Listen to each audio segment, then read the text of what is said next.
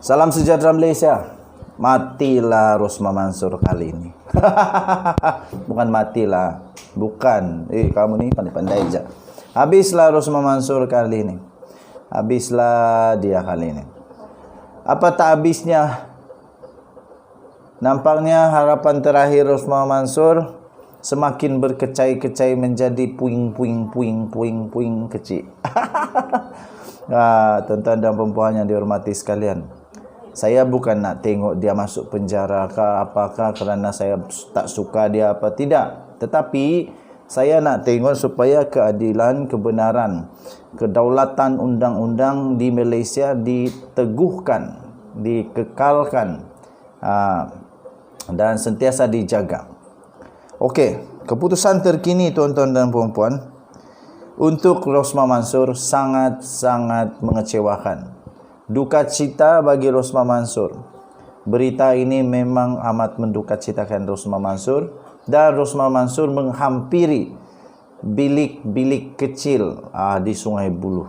Apa boleh buatlah, salah tetap salah. Kalau terpaksa bermalam di Sungai Buloh, makan percuma roti. Entah apa disebut roti itu, roti masin dengan kopi sejuk. Apa boleh buatlah. Jadilah banduan terhormat di Sungai Buloh. Okey.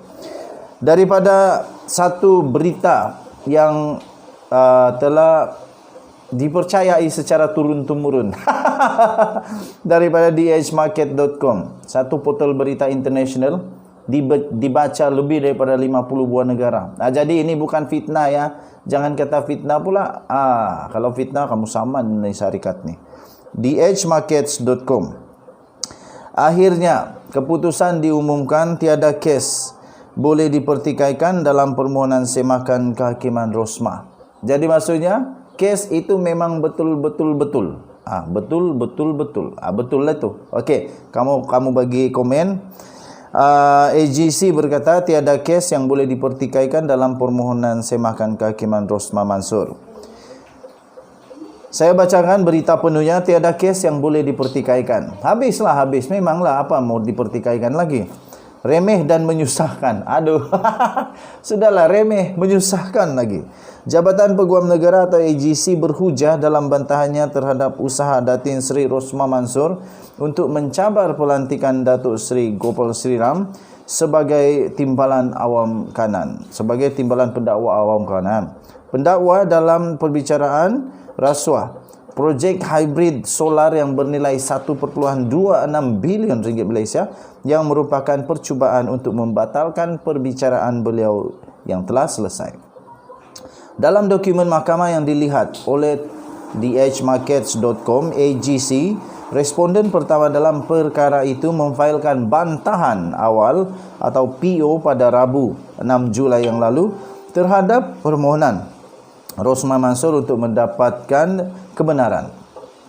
Permohonan untuk mendapatkan kebenaran ini mesti ditolak serta-merta kerana tiada kes yang boleh dipertikaikan, dan permohonan ini tidak lain hanyalah remeh dan menyusahkan.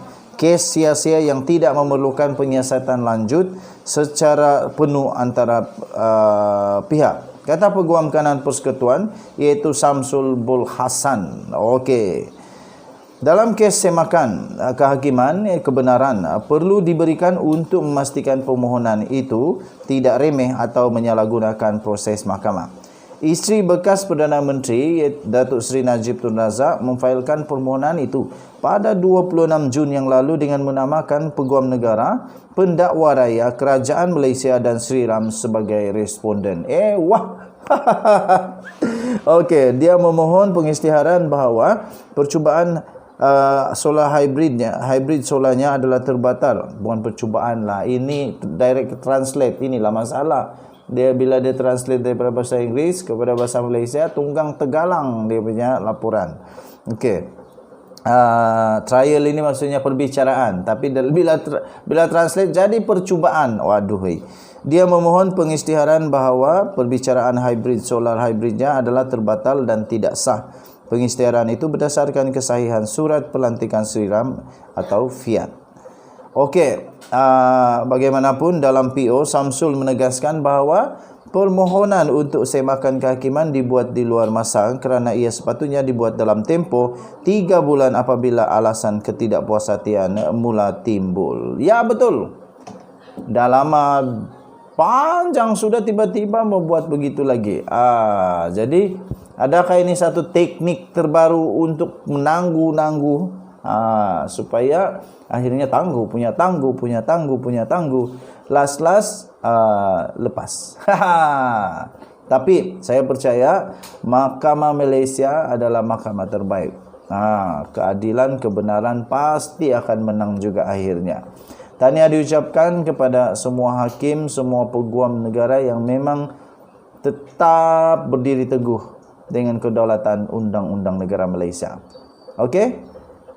Jangan lupa tekan butang subscribe, like dan share. Malaysia kita punya, kita jaga sama-sama. Kita jumpa lagi pada berita-berita, ulasan-ulasan berita yang akan datang. Bye-bye. Salam sejahtera Malaysia. Selamat pagi tuan-tuan dan puan-puan yang dihormati sekalian. Denyut nadi suara rakyat bergema di channel ini. Tuan-tuan dan puan-puan yang dihormati sekalian, belum pun habis kes SRC International 1MDB, banyak lagi kes-kes yang lain, Yayasan Akal Budi. Tiba-tiba baru-baru ini timbul satu lagi kes yang amat besar yang sentiasa ditakuti oleh seluruh negara berkenaan dengan rasuah-rasuah.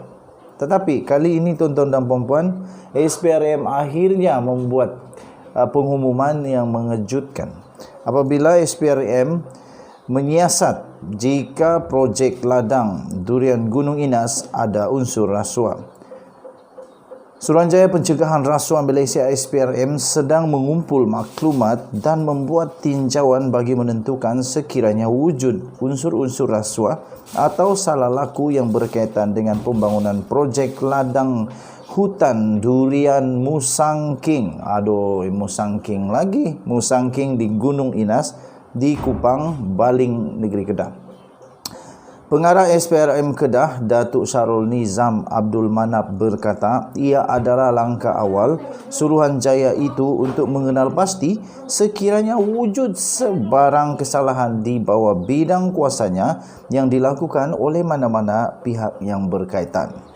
Katanya dalam kenyataan itu, buat masa ini pihak kami akan menemui dan menemu juga pegawai-pegawai agensi yang terlibat dan mereka yang boleh membantu kami dalam tujuan untuk pengumpulan maklumat yang relevan, katanya. Tambahnya lagi, jika ada asas berlaku kesalahan rasuah, maka pihak kami akan ambil tindakan sewajarnya. Tambahnya lagi, jika berlaku sebarang pelanggaran prosedur, maka perkara ini akan dirujuk kepada pihak yang terlibat untuk tindakan penambahbaikan, katanya ketika dihubungi oleh bernama pada hari ini.